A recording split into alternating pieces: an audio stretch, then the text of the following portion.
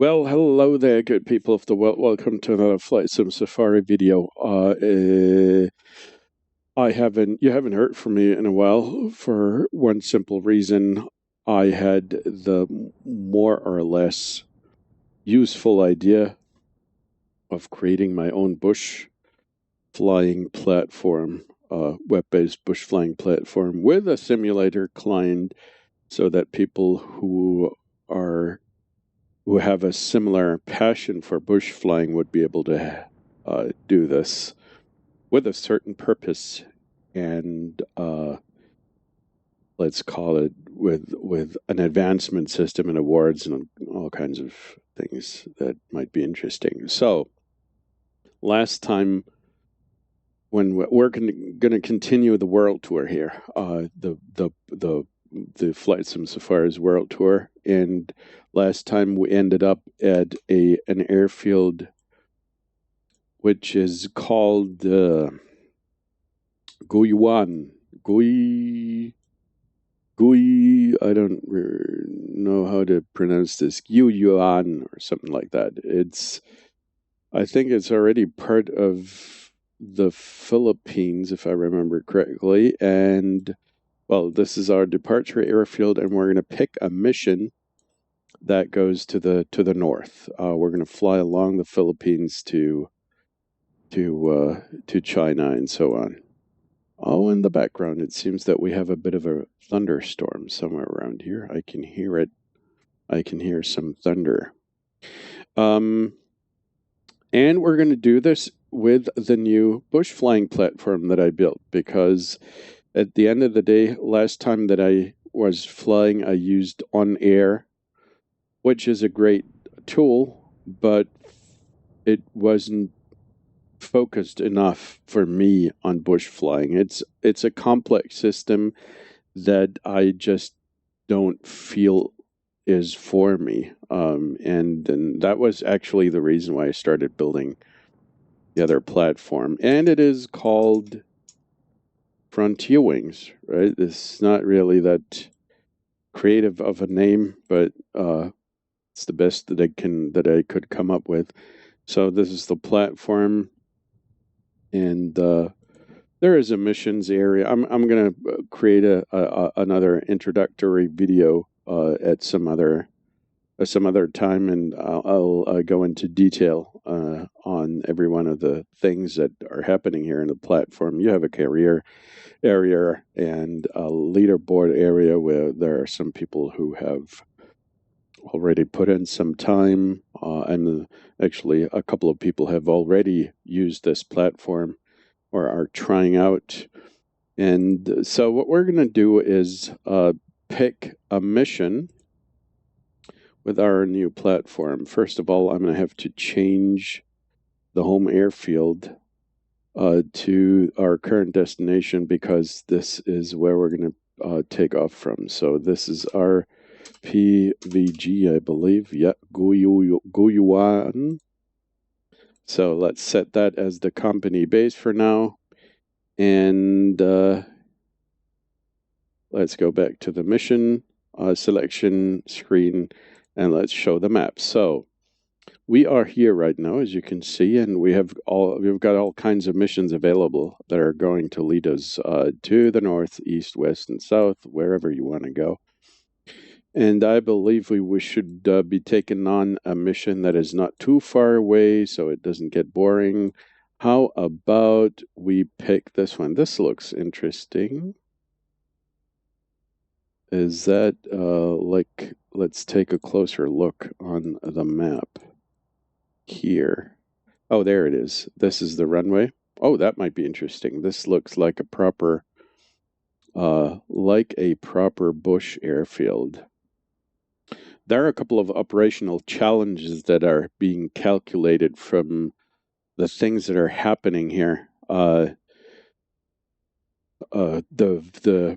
destination surface is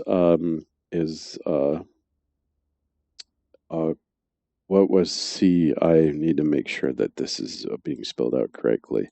It's a rough surface. Also, we're going to have passengers on board, which means no fancy stunt flying. It's a remote destination that does not have any supporting utilities like, I don't know, fuel or stuff like that. And let's take a look at the weather situation. The departure has, this is estimated weather because we don't have a meta for this airfield. It's supposed to be raining. That does not necessarily reflect the situation in the sim, but as you can, because the sim never really exactly has the right weather. I don't know why, but oftentimes it's not exactly the weather that you expect from Meta or other sources. So currently, it seems we do have a little bit of precipitation over there, but nothing too fancy. So this is the departure.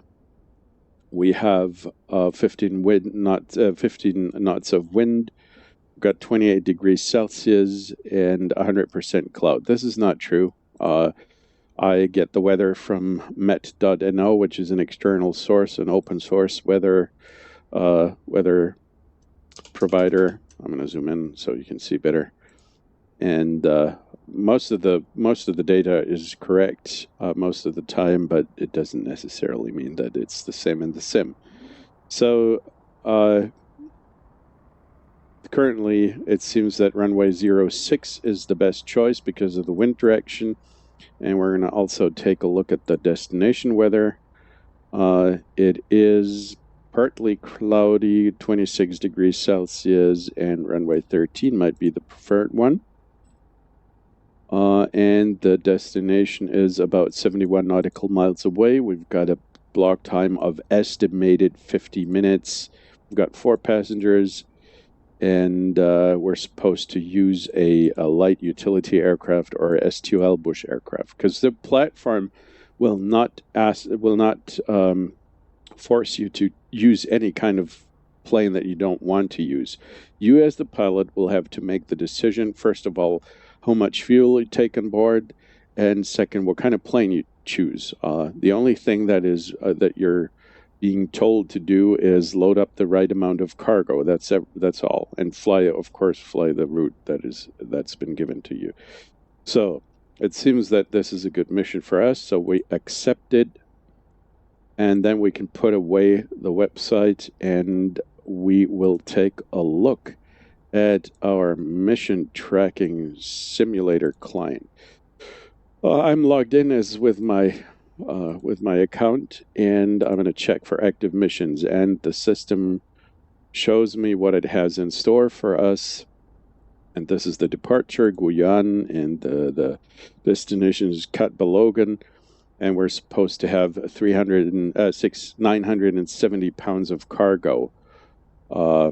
The pilot is not going to be factored in, and the fuel won't be factored in neither. So it's the pure cargo load. Unfortunately, we're not able to determine we cannot say that the co-pilot is not cargo but part of the crew. So the co-pilot will count as cargo.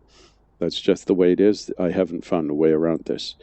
So let's check the aircraft load. Obviously, we're not ready. Estimated on board currently is 170 pounds because we have a co-pilot currently sitting beside us. We're going to throw him out and add some more cargo. So the final amount of cargo will be 970 pounds. So let's put that away and go inside the cockpit. Open up the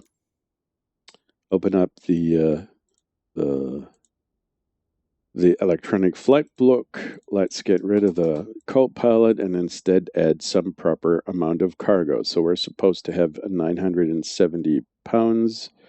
You don't have to exactly load up the exact number for the cargo. It's good enough if you're about 100 pounds more or less would be okay, because sometimes it's really annoying to select the amount of cargo. It's somewhere here in the EFB, so I try to make it a little bit easier. Now that we've put in the amount of cargo here in the EFB, let's click on check aircraft load. It checks out. It says expected load is 970, estimated load is 960. That's good enough. We are within the margin that is allowed. And then we can go about and start the tracking. The system will tell me how much, what's the ground speed, what my altitude is. It's going to record the entire flight, and it will determine whether you have landed nicely, what your touchdown speed was, your touchdown, your vertical speed number. It will also be able to determine whether you have cheated by using slew mode, which you should not do, whether you have changed the aircraft in mid-flight, which you should not do, whether you have changed the cargo in mid-flight, which you shouldn't do, or if you have used time compression, what's it called again? If you have used the time acceleration feature, which you should not do. Everything else isn't mandatory, so you're not going to if you do one of those 4 things that are prohibited, then you're not going to get your flying time recorded. But if you do a hard landing, do a hard bang or something, it's going to be recorded. It's going to be a note in your flight log, but it's not going to take away your flying time. So it's the entire system is pretty forgiving. So we started the tracking, and then we could start to do the flight. It's that simple. The cargo is pretty far behind at the back of the plane. I don't like that, but let's go do it differently. I'm going to put in the 970 here. Oopsie. 970, so it should check out as well, and we don't have this stupid I mean, this is not entirely realistic, I have to admit, but let's check load again, start track. Okay, we're good to go. And then we can start up the Kodiak. Let's put the flight tablet. Here we go. Start up the engine.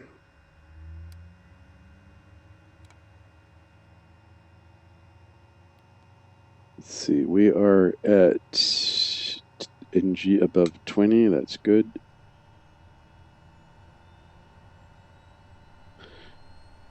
Turn off TAWS for now. Set the altimeter to the current value.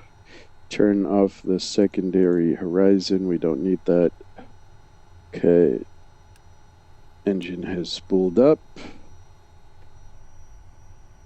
And we're going to put in the destination airport, which is Romeo Papa Victor Yankee, Romeo Papa Victor. Yeah, oopsie doopsie. Yankee. That's Cat Belogan, right? Switch over to GPS. We're gonna fly because we don't have a lot of mountains in the way.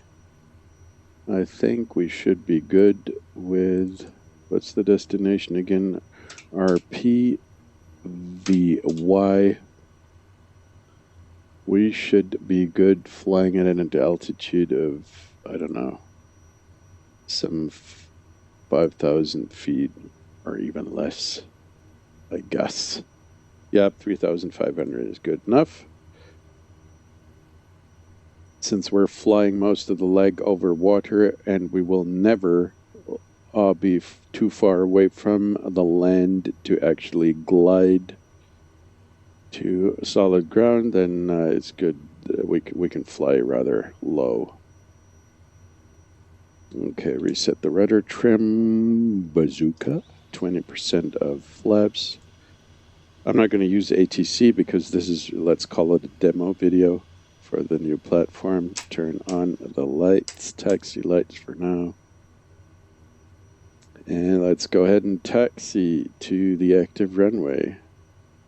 And the active runway should be 06, according to the weather report. So we're going to turn around and... dude.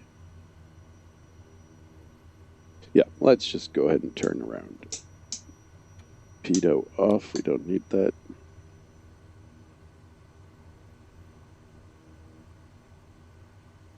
So this is the new Kodiak, the 2024 version of the from Simworks Studios. I don't really have a strong opinion about it yet. I was pretty satisfied with the 2020 version. The 2024 has all kinds of stuff that I don't really need, which is a a walk around and pre-flight checks. That's not really what I'm looking for, but the system's depth is the same. It seems to have I'm sorry. It seems to have some kind of automatic rudder trim. I have not been able to research whether this is something that actually happens in the real plane, because I love if things are happening like in reality. But I would expect Simworks Studios to not integrate something that does not exist in the real plane, unless they really have to, for a reason I cannot come up with right now. So it's got automatic rudder, which is kind of nice. I didn't have a problem with constantly trimming the plane, because, I mean, it's something that pilots simply have to do, but if some things can be automated, that's rather nice. Okay, let's make a final sweep. 20% flaps, rudder is reset. The takeoff trim is good. We have put in the autopilot. We are... Oh, there's one little detail that I forgot. We're going to set the autopilot to, let's say, 3,500. And we're going to climb with 110 knots. Something like that. That's good enough. Okay, so after takeoff, we can activate the autopilot pretty quickly. High idle. Prop full forward. And nav mode on, climb mode on. So that's and FLC on, I mean. Lights are set, so we're good to go. Switch on landing lights instead of taxi. Release the parking brake, and off we go.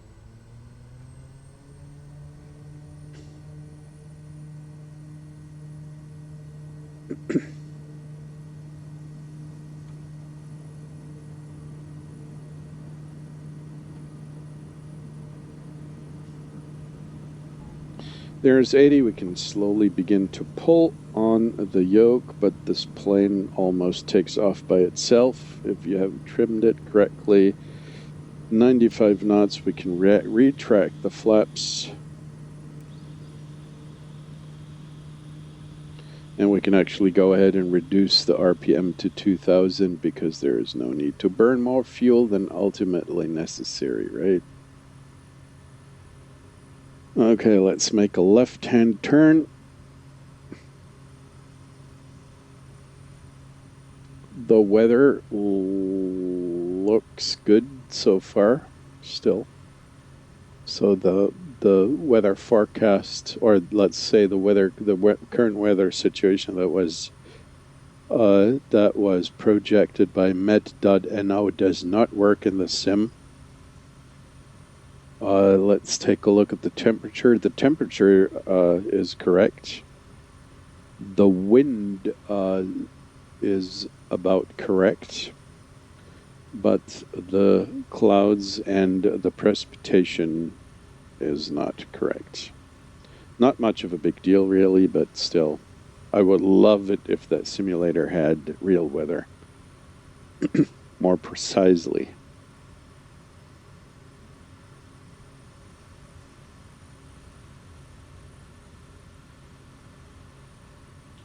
I'm going to hand fly initially and walk onto the GPS path and then let the autopilot fly, because otherwise then the autopilot will make some unnecessary turns to get onto the GPS path as quickly as possible, which is not the most efficient way to do it. So we're not going to do it.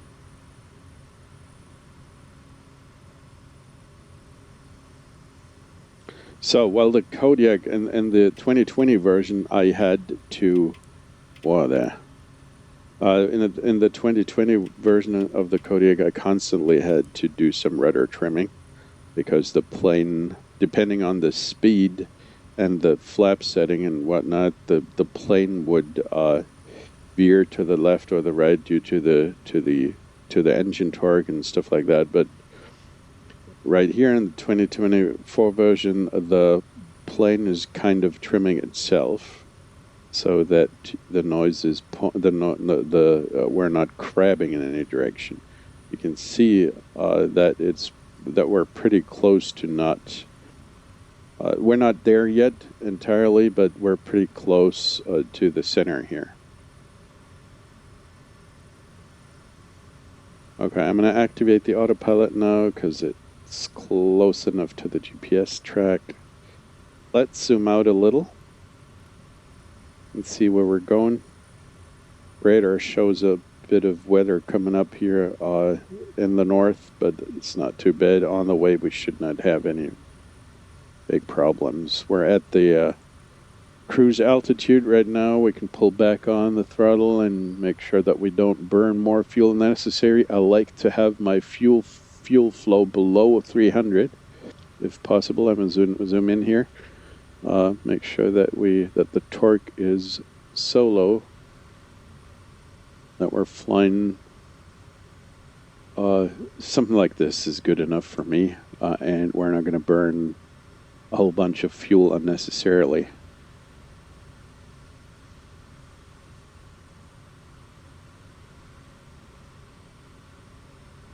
Okay, I'm going to turn off the landing lights. No need for them. And it's time, I guess, for a little time lapse. And I'll see you once we're close at the destination. Talk to you then.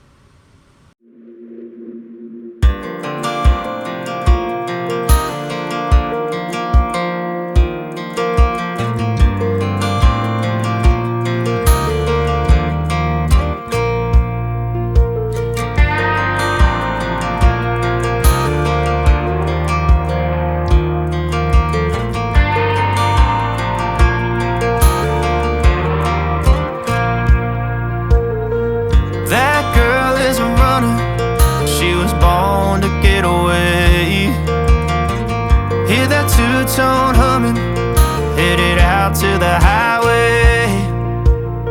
I should have seen it coming through the years left in the dust. But after all the lessons learned, it would end the both of us. There's a first for everything, like a hand holding mine. Now I'm left here with the pain from her I love you goodbye.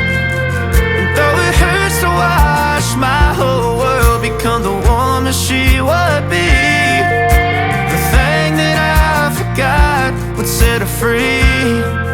I taught her how to leave.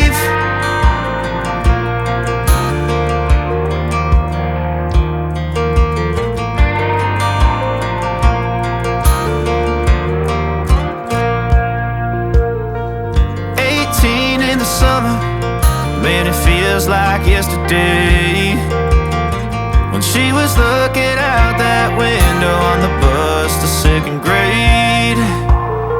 The first step she'd ever take. Okay, so we're approaching the top of the descent. Let's begin to plan the approach, the landing. So according to the weather situation at our destination, we're supposed to land on runway 13, which is the opposite direction. We're going to have to make a 180. Let's take a look at the procedures. There's runway 13. main visual. That's where we're aiming for. Let's put in a straight approach like that, because this is a non-towered airfield, I believe. And then we can start to begin, we can begin our descent. Let's take a look at, there it is, 9,000, 2,900, let's say 3,000. That's our initial altitude. Let's let the plane descend. Pull back on the power a little bit because we don't need full speed on the descent. I think we should be able to see the airfield down here already. Yep, there it is. We're going to descend and fly alongside the airfield and make a 180 back there and come back and land. Looks like a nice airfield. It's not exactly unimproved. It's got some kind of concrete or tarmac at least. And there's a nice little village. I love that place. It's beautiful. And another village over there. Oh, that was no, 2 villages on this little island. And there is another one over here. What a nice place. Love it.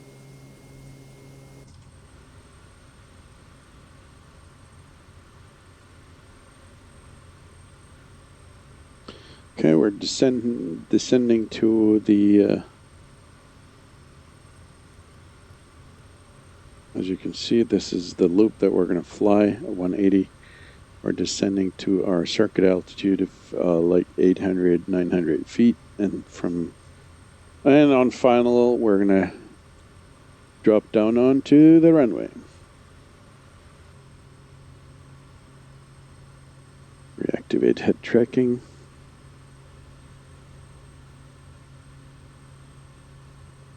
Here is the airfield. You can see it right there.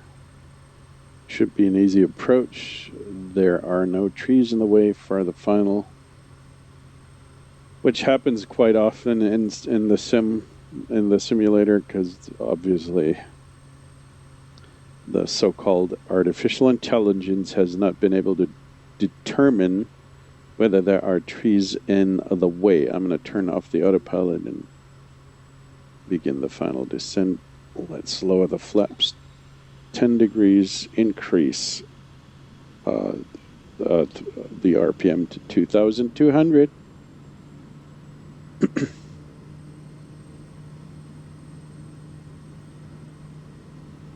There is a bit of, oh yeah, we have 12 knots of headwind, so the FrontierWings client was right.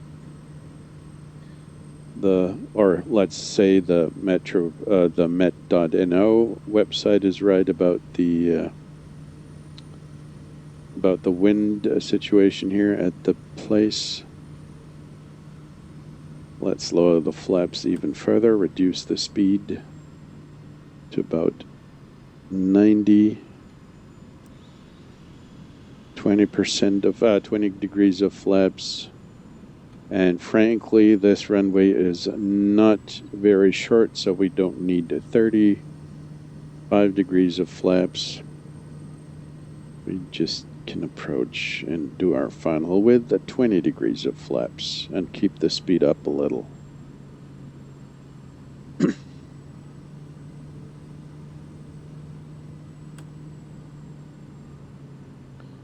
There we go. Oopsie. There is a new tool that I did not... Oh, go away. The heck? I did not remember that I have activated this. Okay, let's go to low idle. Flaps up. Taxi lights on.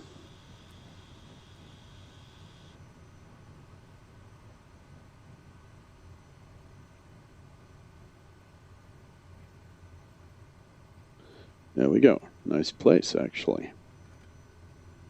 Got a bit of room for maneuvering at the parking stand here. Let's turn around. Landing rate. Oh, dude. Final rating. Well, that is a tool that I think it's for simmers. One of those add-ons that I bought in a package. The landing rating seems to have been pretty good. Okay, so it's awesome. Let's take a look at our sim client from FrontierWings. So we did finish the mission. We have landed. There's a stable full stop detected at the destination. We still have our payload and the same thing. The touchdown seems to be different from what the other thing says. Sometimes it's a little inaccurate. I don't really know yet why that is the case. Well, I'm gonna take a look. I'm gonna look into it. We'll find out. And now I'm going to end the flight tracking. The flight checks out. And I can submit the PREP. And now I am a little further on the ladder for my career. I have put in 1.7 hours of flight time so far, and this is the progress bar for the next rank. Right, I'm a rookie right now, and the next will be I don't know what the next rank is. I forgot. So we have put that in. We've submitted the flight, and now we can take a look at our career system right there. The last, oh, wait a second. The validation history right there. That was the last flight that we did. It was validated. It was a Kodiak. I'm going to zoom in a little. It was a Kodiak cargo pod, Tundra wheels. It was accepted then and completed then, and we had about a half an hour of flight. The touchdown rate was a little too soft, I believe. There is something still wrong with the telemetry gap. Doesn't matter because it won't hurt your ratings. We'll find out about that. And here's my career performance so far. I've done 6 flights, 6 completed missions, no failed missions so far because I didn't do slew mode or any other stupid stuff. I am still a greenhorn. And I've done 1.6 hours of flying and so forth. And here's a career map where you can see at which places I have been during my career. All kinds of places over Iceland and somewhere here in the Philippines, and I believe somewhere down in New Zealand, and so on and so forth. So, and I'll also have a couple of special awards that I've gotten because I'm a founding member, obviously. And I have done my first mission, which means that I'm going to get a little award. And there are a couple of rumors floating about what kind of awards might be up the pipeline. I'm not going to tell you because this is something that you're going to have to find out yourself, but there are things like reliability. If you have done a certain amount of flights in a very nice way, or if you have done some awesome landings in a row, maybe then you're going to get a badge. And quiet fields might have to do something with the remote strips, and if you've done a couple of flights to remote strips, that might have something as a reward. I don't know. And there are tour rewards for people who like to, to fly so much that they're gonna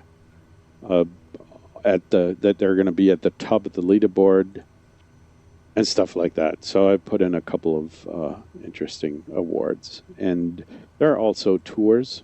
I'm going to put in more tours as we go along. One of the tours that are available for now is, let's go back to the mission area. The tours, there's Lord of the Wings. If you've done some of the group flights with FlightSimSafaris, you know that there's a tour called Lord of the Wings, and I put that into the system here, and it's going to tell you what the tour is about. You can download a flight plan, It's going to show you on the map all the different waypoints along the way. Hobbit in the Shire. There's actually Hobbiton, the little city of the hobbits that is still there as a filming set, and so forth. I've done the first leg, and you've got a couple of legs. And once you've completed the tour, you'll get a reward as well, of course.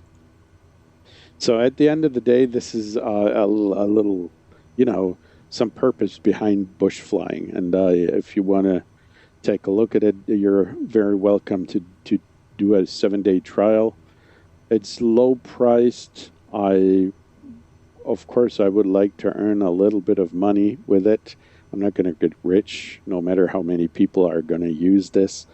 But I like to have at least the platform pay for itself by paying for by being able to pay the infrastructure from what people are paying me, and maybe gain a little bit more independence from the daily grind of the regular job, because then I'm going to be able to put in more work on things like this here. And I believe that's worth something, So take a look at the description below. There are links towards the platform. If you want to try it out, you're very welcome also to join the Discord. And apart from that, I hope you have a good day. Take good care of yourself, and I'll see you on the next bush trip. Bye.